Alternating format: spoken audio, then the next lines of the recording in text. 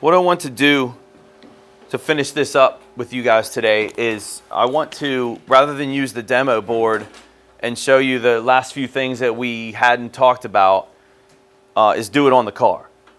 And I think one of them was the filter. And we may have played around with that a little bit in the shop yesterday, but we didn't really talk about when to filter something. I know we mentioned peak detect and we mentioned AC coupling. I mentioned it, but to show it to you would be cool. And then there's another one that I didn't talk to you at all about, and it's this inverted one. The inverted tab, that one's nice for a few things. One would be doing ignition testing, depending on the design. Remember, some of our waste spark systems, not some of our waste spark systems, waste spark systems fire one positive to negative and the other negative to positive. So as you're looking at the waveform on the screen, one will be upside down. How can we fix that? Use the inverted button and turn it around. Another one would be the amp probe. Some of you guys that were doing the relative compression testing yesterday, it was not easy to put the amp probe in some of those locations. Once you get the amp probe in place, how many of us, when we did the test, saw that the pattern went upside down and took the amp probe off and flipped it back around? Or did everybody do it right?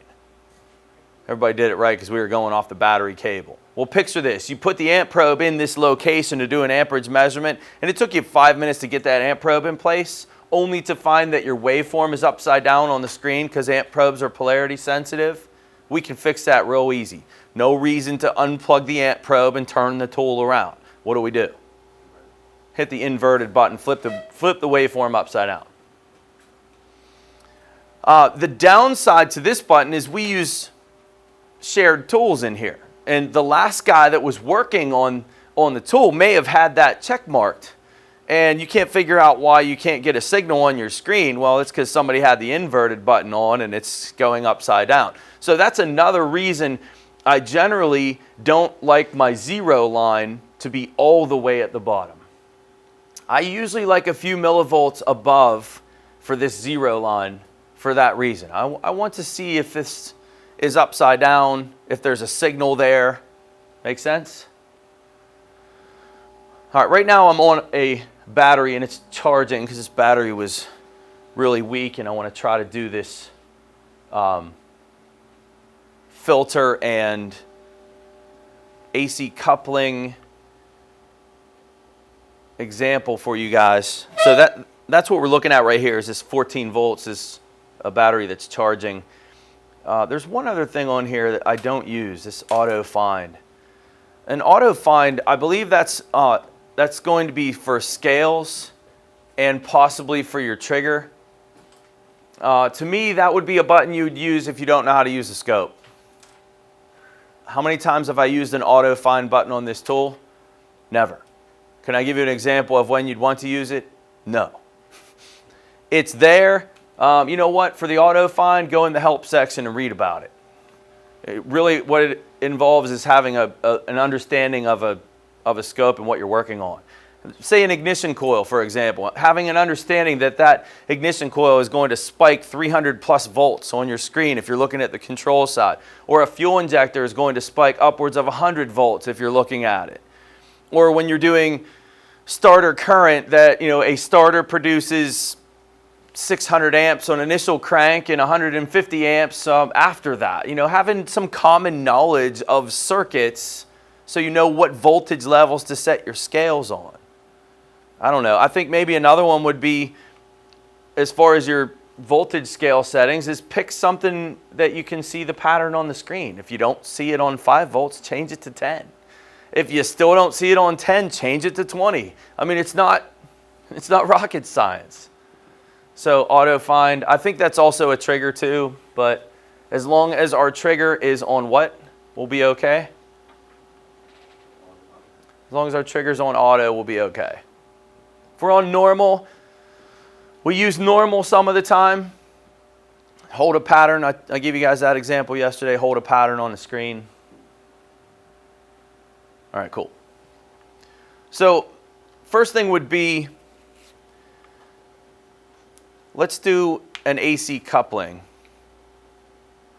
And hopefully this will work. I hope this battery is charged enough. I taught you guys yesterday how to do a relative compression test on the Varus or on the Vantage Pro. Any questions on that first before I show you another method? Any questions on the amp probe setting? I have maybe a comment to add that I discovered inadvertently on a Mini Cooper. If you look up on my YouTube channel, I have a video on a Mini Cooper that was a no crank, and that alternator on that car was seized up solid, and that's what the car was causing the no crank.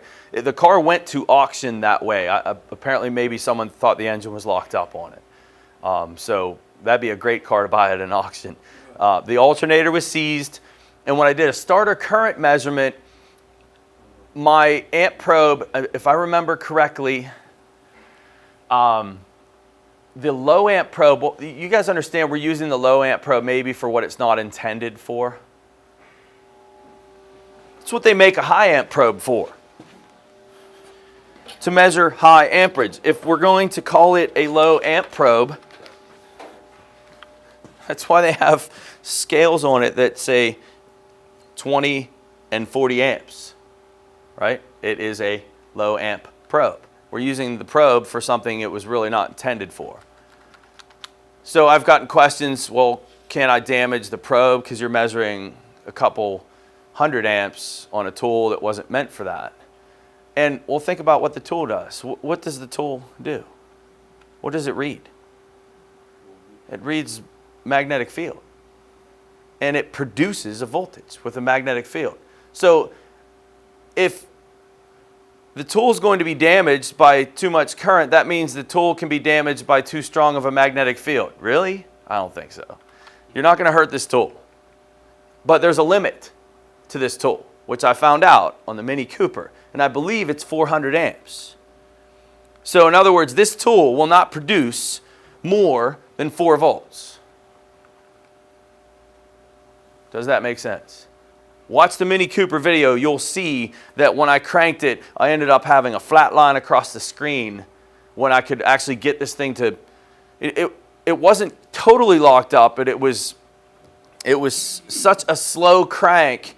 I expected to see amperage humps as it was going. Run, run. That was the sound the starter was making, but I saw a flat line because I exceeded the amperage level that I could read with this tool. And you'll see in the video that I switched to my high amp probe, that I don't have a snap-on high amp probe. I switched to a different one that I had from a different tool. Anyway, limits to the low amp probe. Can we use it to do relative compression? You guys saw that we absolutely can. And I'm not going to demonstrate the relative compression with the amp probe. I have a couple videos on how to do that.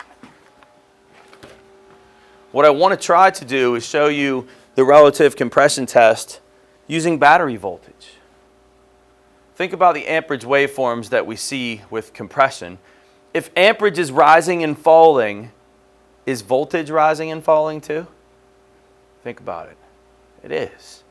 So let's try it. I'm going to set this up to a 2-second screen, which is typically my setup here. And I got a lot of noise in there, don't I? Why? Well, peak detect is on. That's one. So is there a time we want to turn peak detect off? This might be it. Is that a little bit better? So do you see how peak detect being on or off is almost like a filter as well? You know, do I really need to peak detect the battery? I don't know. Maybe for my relative compression test. But with my charger on this thing right now, I'm getting a lot of noise in there. Let me shut this charger off. Where's all that noise coming from? The charger. Let me ask you this. Is that noise or is it actually there?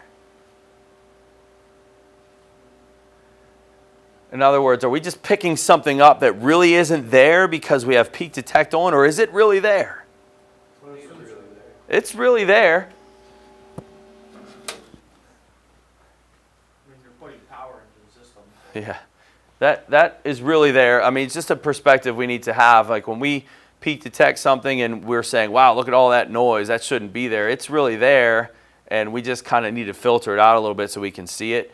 A lot of it has to do with our ground connections too, and what we're using as a ground can change how much noise we have in the circuit. So little things.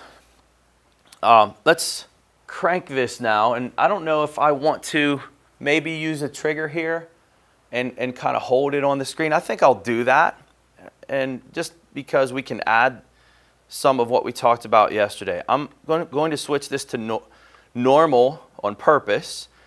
Then I'm going to take this trigger level and bring it down because it was way off the screen. And I'm going to, what was our battery voltage is 12.8. And what I'm going to do is set this to 11.5, 11.6. I just set my trigger to 11.6. And what I want to do is set it on a falling edge, because what I want to do is when I crank this, I want it to draw the picture on the screen and then kind of hold it there for me. Does that make sense? I'm hoping this works. I don't really need to show you this part to maybe show you the relative compression test, but I'm going to try it. Can you crank that for me? This will be if I'm working by myself. Wait. I want to keep this car from starting.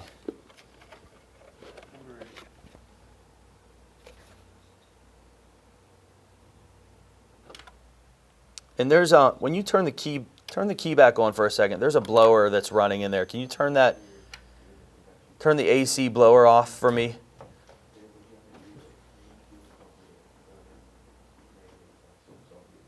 And I got to find the fuel pump relay here. Just give me a second. I believe it's this one. Okay. I disabled this ignition, or I disabled this system by pulling the fuel pump relay out. Go ahead and try it. All right, hold up. One of the things, if a car tries to start, that's going to interfere with what we're doing. The trigger, you see it worked and held it there. It's pretty noisy. I really can't do much with that. Plus the car tried to start. So let's do that again. I'm going to reset that.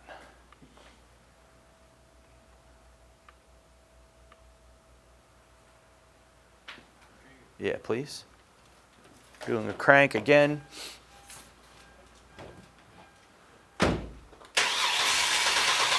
Keep cranking. Keep cranking. Okay, good. That is an awfully noisy signal. Forget the trigger. Really not necessary for this. If you're working by yourself and you wanted to freeze the picture, we emphasized that enough yesterday.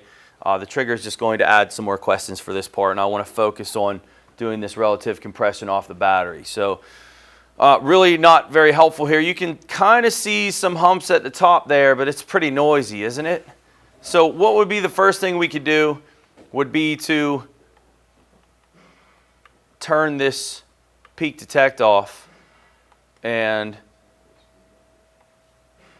again, just to save questions here, I'm going to go with no trigger and go ahead and crank it again. All right, cool. Much better picture. We're starting to see the humps that we saw with the amp probe now, aren't we? All right, what can I do to get a little bit more emphasis on this? I need them to be higher on the screen. In other words, I need these humps to kind of fill the screen. And my question to you is how can I do it? And again, my connection, so we're clear. All I'm doing is using a voltage trace, channel A and B, the signal, the yellow and the ground, they're just going directly to the battery. I'm just connected to the battery. I'm just looking at battery voltage. Okay? I want to make these bigger on the screen. All right? So can I drop my voltage level to do that? If I drop my voltage level, say to 5 volts, there's a problem though. I can't do that. Let's get that number again. I didn't mean to lose that. Go ahead and crank that again for me. All right, good.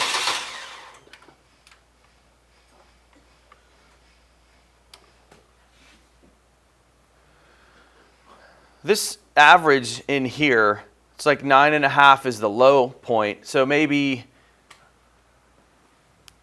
I don't know, what's that number? What do we need to do to measure that? Instead of guessing, can I measure that line? How do I do it? I want to measure that line. Instead of guessing, what is this voltage here? Can I measure this? You guys said yes, you would be correct. How do I do it? Put a cursor on. Very good. Hit no on the movie. Open up my cursor. Hit yes. And then we'll just use cursor 2 because that's the one that's highlighted. If I wanted to switch to cursor 1, we just hit Y. Cursor 2, what we can do with this one is measure, you know, kind of in that area. Cursor 2, my voltage is 11.4. And then cursor 1, if we want to measure the low point maybe, a low point would be like in there. And that one's 10.2. So between 10 and 11 volts. Point is, I can't drop this voltage scale to see this more. I want to drop the scale so I can make this more pronounced. I don't have a zoom feature that I can just grab that signal and zoom in on it. What can we do?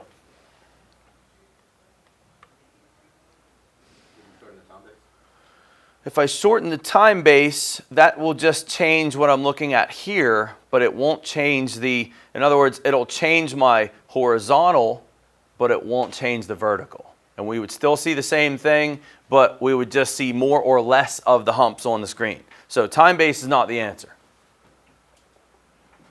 You change the volt. Okay, if I do that, I mean, that's all, 10, that kind of, yeah. Exactly. You guys understand the dilemma that we're in right now. I can't lower my voltage trace because if I lower my voltage trace, let's say 1 volt, where is the voltage pattern? It's way off the screen. All right, this is when we use AC coupling.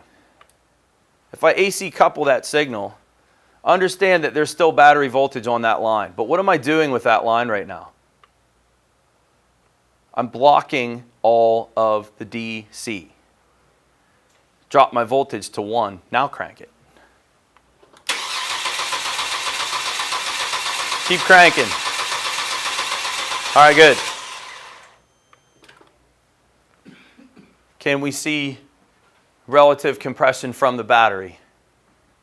What are we looking at here? I'm looking at the effect of amperage on the voltage of the battery. If amperage is high, voltage is what? Low. And if amperage is low, voltage is high. You just need to invert your eyes as far as looking which one would maybe have the low compression. It would just be opposite of the amperage. But can we safely say that this 6-cylinder engine across the board, relatively speaking, has pretty even compression?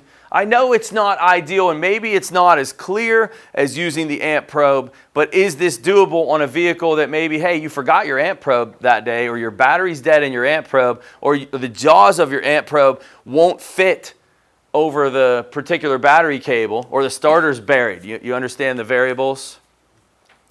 The only downside with this is we're not getting amperage measurements. But are we able to see the effect of relative compression or the effect of amperage on this battery voltage waveform with it AC coupled? Let's try it one more. I don't know if this will be fruitful or not, but let's try it. I'm going to filter it this time. And this might be too much where we don't see any of it. Crank it again. Keep cranking. All right, that's good. That was pretty decent. I actually like that. It makes it a little bit more clear. We kind of get rid of those transient spikes, if you want to call them that. Everybody comfortable with what we're looking at? Could we figure out what cylinder's what on here? Of course, we can add a second channel and do that. Should I? Or is everybody clear on how to do that? If I want to know what cylinder's what on here,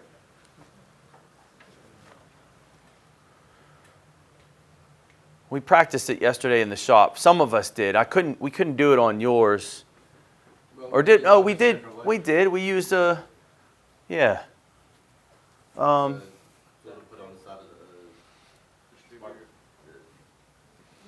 Yeah, I think we'll do that. Can we turn the other light on back there for me, Mike? Or no, not Mike, I'm sorry. Is it Mike? It is Mike, I was right. The top one. Okay, let me get a shot of this car for a second. You guys can kind of pretty much stay where you're at. If you look at the ignition system on this, so what I want to show you guys is maybe how to synchronize this one. We can do it in a few different ways. This is a coil over plug design, so my ignition coils are right here. And the thing about this coil over plug design is it's only a 2-wire design. So a 2-wire design coil over plug, the transistor does not live in the coil. The transistor lives elsewhere. And what we're going to see on these coils would be what we see on every other coil primary system. We connect to the positive, we see a flat line positive battery voltage. We connect to the control wire and we see this waveform that's going to have 300 to 400 volt spikes every time that coil is turned on and off. So could I use the control wire here on the primary as a signal, as a sync, to synchronize this relative compression waveform? We could do it like that. That would be one way. And that would involve a second channel, right? Second channel and a T-pin. May have to use a little jumper wire. Yeah. All right, so I'm going to just back probe this control wire. If you didn't know which one the control wire was, what would you do?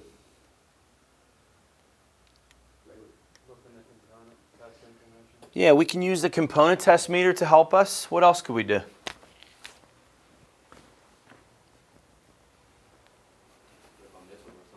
Very good. We could get a wiring diagram. One of the things about these test leads, sometimes they're not long enough. They do make longer leads out there. I'm just using a jumper wire to extend my reach here for my sync probe, which is going to be my green channel. As far as setup on that, all right, questions on my setup over here before I come back to the tool. We comfortable with what I'm doing? I just need to know when that coil's firing. So when I figure out when that coil's firing, then I can synchronize my humps on the screen for the relative compression.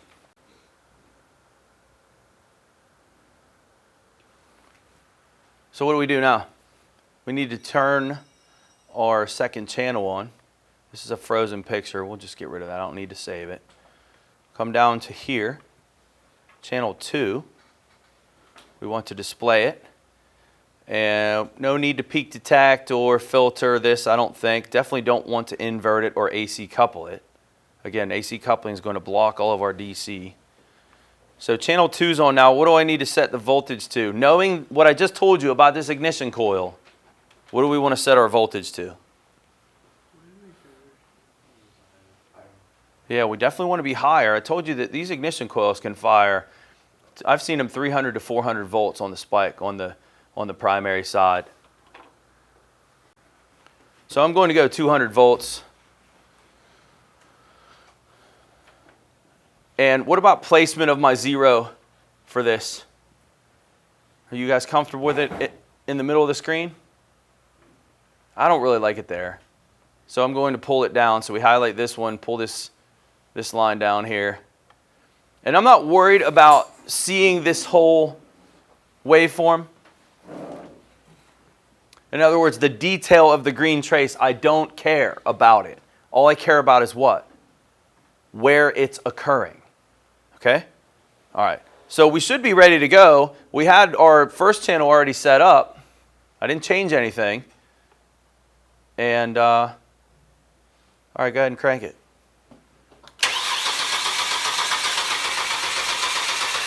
Okay. I did something wrong. What do you guys think it might be? Put it on the wrong I'm not on the wrong wire, but yeah, being on the wrong wire would be an issue.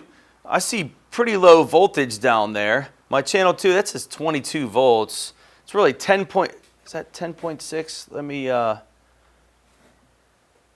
well, my guess is my T-pin is not correctly located into that connector. Turn the key on for me. Key is on, and I'm reading 12.2, so that contradicts that. The fact that I'm reading 12 volts on the control wire means my T-pin is connected. So what am I missing here? What did I do wrong? Do you guys follow the thought process here? I don't have the signal I expected to see. Why don't I have it? We just mentioned maybe it's on the wrong wire, so that's one. It's not the wrong wire. Maybe my T-pin is not making contact, but the fact that I'm reading 12 volts up here tells me otherwise. Trigger wouldn't fix that because we'd still see that we're on an auto trigger. We would still see the signal. Could it be a bad ground? A bad ground is a potential, but if we had a bad ground, we wouldn't be reading 12 volts. And remember, this is a ground side switch circuit, so 12 volts means the circuit's off. It's not battery voltage. It is battery voltage, but we're on the control side. It's just not being grounded yet, so we have no voltage drop yet. Here's the issue.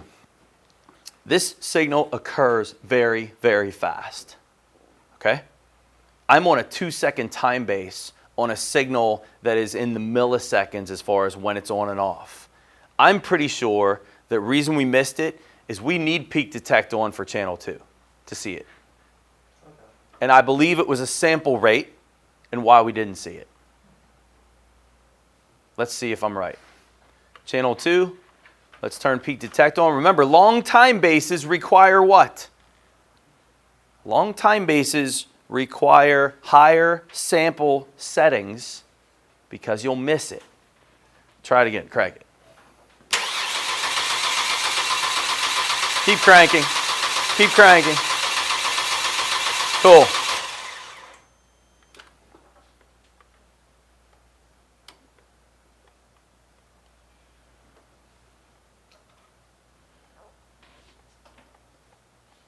Are we seeing what we want to see? Now, I don't know why that trace turned white on me, and it did that yesterday on a different tool. We are putting more than 200 volts into this tool. It's a momentary. We're not going to hurt the tool with this primary pattern. There's primary tests that are built into the tool. Do we see this spike occurring every 6? It should be. If we did this right, should be 1, 2, 3, 4, 5, 6, 1, right? Repeating itself. But here's the thing. If we're going to use the battery for relative compression, remember I told you guys you have to invert your view of the signal. It looks like the timing is potentially off doing it this way because we talked about this in section 1 and we talked about syncing relative compression to ignition timing and looking at the peak. So we would look at the peak of one of the compression humps, and we want to see the spark occur at the peak. Well, look where the spark's occurring. The spark is occurring in the valley. That would say, hey, man, timing's way off. It's not because you're using voltage now, not amperage. And when amperage is high, when we're top dead center compression, voltage is low, so you have to shift your focus. Make sense? So on the screen, it's the opposite of what it looks. Exactly. On the screen, it is the opposite of what it looks. Can we fix that, maybe? Yeah, isn't there invert? Yeah. It's actually turning out to be a very good review, isn't it? How about let's redo this. We got to switch back to channel 1 before we do anything down here. And we hit 1, and we hit yes to change it. Right? Stay in here and invert it. And now crank it. Keep cranking, keep cranking. All right, that's good. We'll go back and take a look. Does that look a little bit better? I mean, it's not critical that we had to invert that, but I think it's important to understand what you're looking at. Wouldn't you agree? Can we do relative compression tests from the battery? Yeah, and after doing this a few times, it's almost made me want to stop using the amp probe. How much easier is it to just connect your leads to the battery? I mean, the amp probe's pretty easy too, though, so I don't know. It's not that much more difficult. I think it's important to have multiple ways to do things, though, don't you? Okay, what if I wanted to, maybe I want a little bit of detail here now. And by detail, I'm saying that I want to see less of these on the screen. Maybe I want to look at only 2 humps, and I want to zoom in on the signal a little bit more. How do we do it? Can I go up here, press no on the movie, and take my zoom and zoom in? No. What does this tool do? It zooms out. We can zoom out on the signal, and we can see the whole event. Well, that's kind of cool. Then I can place a cursor in there and go look at it. But you have to remember that this tool does a zoom out. So if you want it to be more zoomed in, what you need to do is you need to redo your capture with a lower time base. It's not going to look as good when you do it, but watch. I'll set this down to 200 milliseconds. I want you to crank it now. Go ahead. Keep cranking. Keep cranking. Keep cranking. All right, good. Well, that's not very usable, is it? It actually is. If you know the tool you're working with, take this now and zoom out. Let's look at the whole buffer. There's the whole buffer. Do we have the best of both worlds now? Do I have detail and repetition, which is what we want when we do scope stuff? I do. I like this. So let's go back to 32. We can go all the way out, but basically what this is telling you, the rest of the buffer hasn't filled. We could have cranked it longer, but I don't want to kill this battery. That's all the way out. And what we can do is we can, just adjust it to a level that you're comfortable looking at. And actually the detail is really a lot better here too, isn't it? That's probably the screen we want. There is our repetition. Now maybe one more out. That's a lot cleaner. So looking at the green trace, that's my trigger, and that would be cylinder 6. Just to review the test, we can figure out exactly what cylinder's what in here if we had a low compression situation. We can figure out what cylinder's what. Should I make a low compression situation? I can pull a plug out to show it to you if you want to see it. Is it still doing the thing at the beginning where it fires every 3? No, I did not see that. I thought I did. Did you? At the beginning. Did you at the beginning? Yeah. Oh yeah, it did. Okay, cool. I guess we could mention that. Hopefully this doesn't confuse you guys, but this is what I believe is going on at the beginning of this trace. Thanks for pointing that out. We saw this yesterday too. Do you notice on the initial crank that this coil is actually firing every 3rd cylinder instead of every 6? I'm on cylinder number 6. Shouldn't it fire every 6 firing events? We should fire cylinder 6. Do you notice when we first start this that it fires it, and then 3 cylinders later it fires it again? You guys notice that? I believe that these first couple events here would be until the computer is able to recognize where number 6 is in the firing order. And what it's doing is it's firing these coils, probably firing its companion cylinder at the same time it's firing this one. That's what I believe we're looking at. So let's say, I don't know the cylinder pairings on this. Let's say it's cylinders 1, 4, 2, 5. Let's say it's cylinders 3 and 6 are companion. The computer knows that where that pair of cylinders is based on the crank signal alone, but it doesn't know exactly which one's at TDC compression and which one's TDC exhaust. So what does the programming do? Fires them both to get the car running, to figure out where we are, then get that cam signal. I believe that's what we're looking at here. We can see after a longer crank that it does in fact go to every 6, right? Then we start seeing that. Did we miss one there? 1, 2, 3, 4, 5, 6. No, we're good. That white line is my cursor, so don't let that white line throw you off. You see, later in the buffer, we are going to every 6, but early on, we're actually every 3. We just noticed that yesterday. I just thought that, thanks for mentioning that. It would be worth talking about. Any questions on that? Don't let that throw you off. It's not changing what we're doing.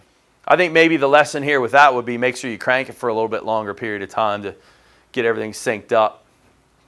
Another variable, I guess.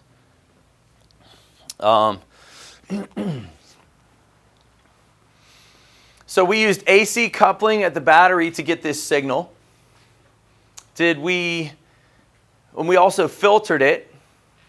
And to be honest with you, I like the waveform, the way we stored it with the lower time base, the 200 milliseconds, and zooming out. I think it's cleaner looking, don't you? Why would it be cleaner looking at 200 milliseconds? Let me let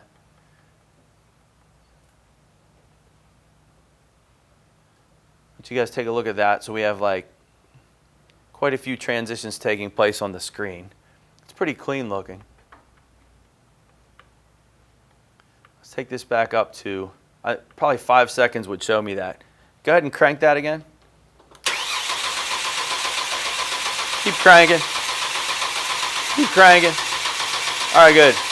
Now, we have a little bit more on the screen than we had a second ago, but can you see how that yellow trace is a little bit more uneven? Do you notice that?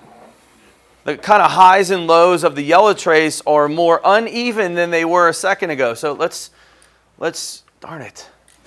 I hit no too many times sometimes. Let's go back down to 200 milliseconds and let's redo the shot again. Go ahead. Keep going. Okay, good. And we'll zoom out on it. See if this is a little bit more even.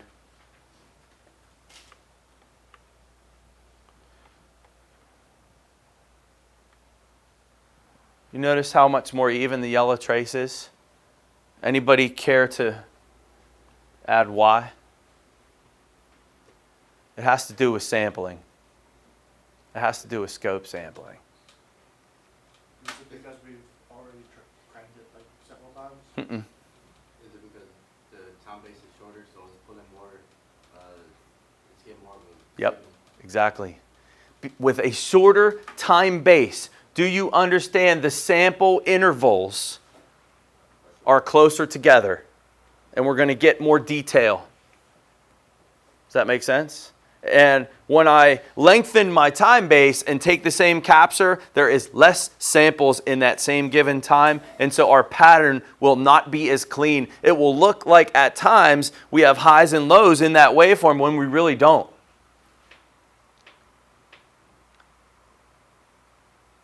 Do we see consistency in this? Can we rely on this like we can the amperage one? Let me look at this for a second.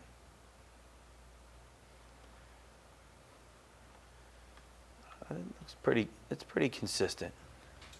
I was just kind of looking at this high one.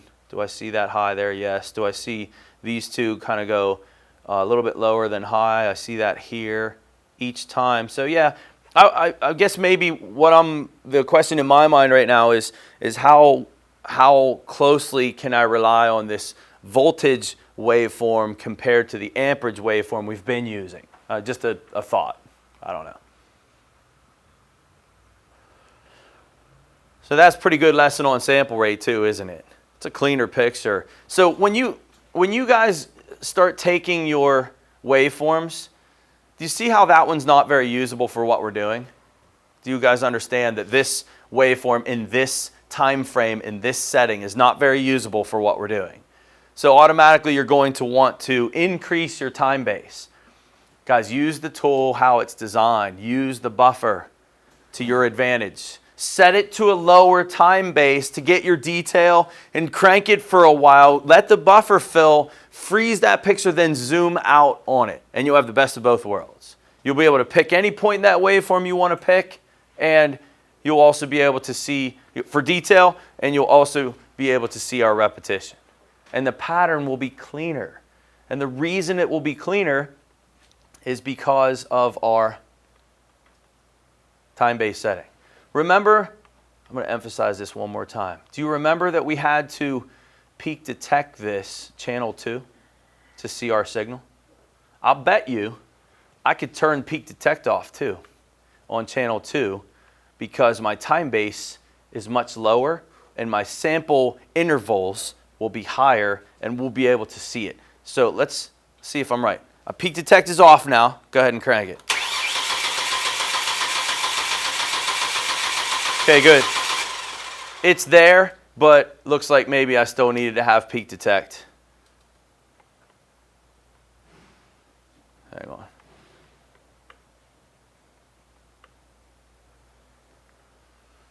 Did I lose? Did I unfreeze that by accident? Oh no, there it is. All right, so to get over here, what do? We take our cursor,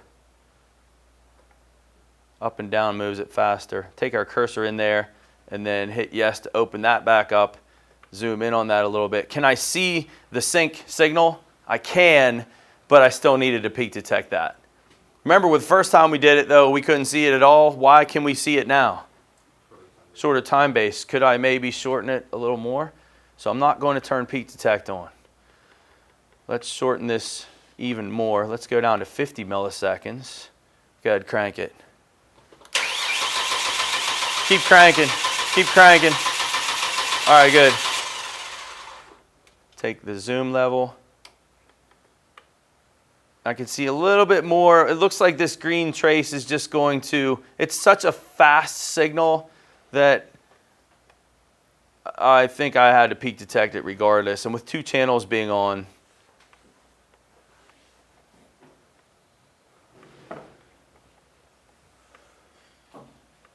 it's a lot cleaner on that yellow trace, isn't it? I mean, that's beautiful. Can we see the green trace though? Yeah, we can see it. It's just not as pronounced. So peak detect still needed on the green trace, even with this lower time base. I'm sure if I continued to drop my time base, I could get that green channel to show up. Do you guys understand what I'm getting at here? I'm not changing my sampling. What am I changing? Time base. When I change my time base, the samples on this screen are going to be closer together because the sample rate's set. I'm not using peak detect. One more time. I'm on 10 milliseconds now. Keep going. Keep going. All right. We're about ready to kill this battery. I didn't see the green trace at all that whole time we cranked that.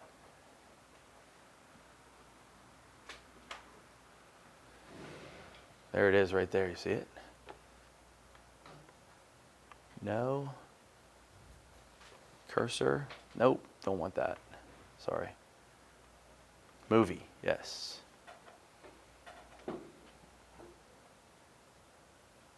Pull this guy into the picture. Hit no. Hit the zoom. See how thick that yellow line is now? Why would it look like that? Why is that yellow line so thick now?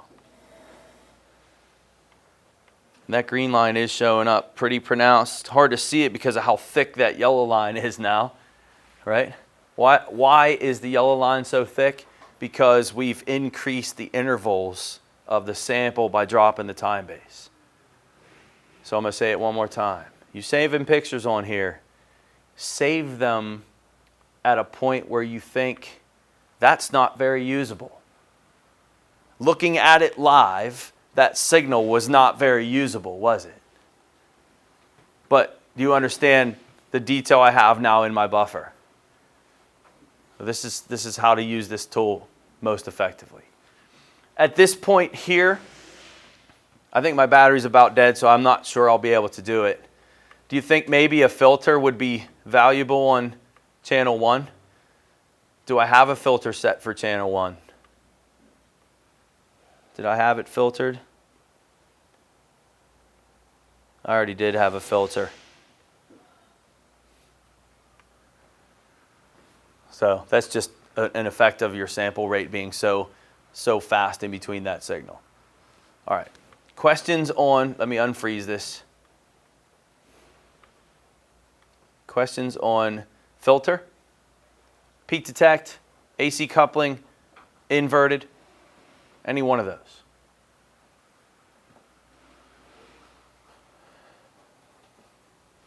That AC coupling is pretty powerful on this tool, isn't it? It's something you want to remember to use. You want to block a DC and you want to see the oscillations in the signal only, AC couple it. Do I need to AC couple it to see an AC sine wave? I want to look at an ABS wheel speed sensor on a car. Do I need to set my scope to AC coupling to see it? You know that ABS wheel speed sensor produces an AC sine wave. So your automatic reaction in here is going to be what? To look for AC. What's missing? I see volts DC. Well, wait, I can't pick volts DC because I'm going to measure an AC sine wave, right? Wrong. A scope in a DC coupled mode, which is what volts DC would put you in, or my 2-channel lab scope. In volts DC, a scope will draw every bit of both AC and DC content on the screen. What does AC coupling do? AC coupling simply blocks the DC. I'm going to turn channel 2 off. Go back to channel 1. And notice I have a 0-volt signal, right? No, AC couple it. And why are my arrows down? Let's change this back to battery. There's 20 volts. Why am I reading minus 12? Invert. And then my 0 line's up here. What do we got to do? All of these things we have to know how to manipulate. You guys understand our 0-volt signal was actually 12. What was I doing? I was blocking the constant. When else will we want to do this? Alternator diode patterns. You're not going to see that alternator ripple over 14 volts unless you AC couple it. You want to see valve openings and closings off a map sensor? We played around with that yesterday. You're not going to see it unless you AC couple it. Block the DC, zoom in on the AC only, lower your voltage scales, throw some filter in, play around with peak detect, play around with your time bases, use the buffer to its advantage. Questions? Is that a decent review? All right, go take a break.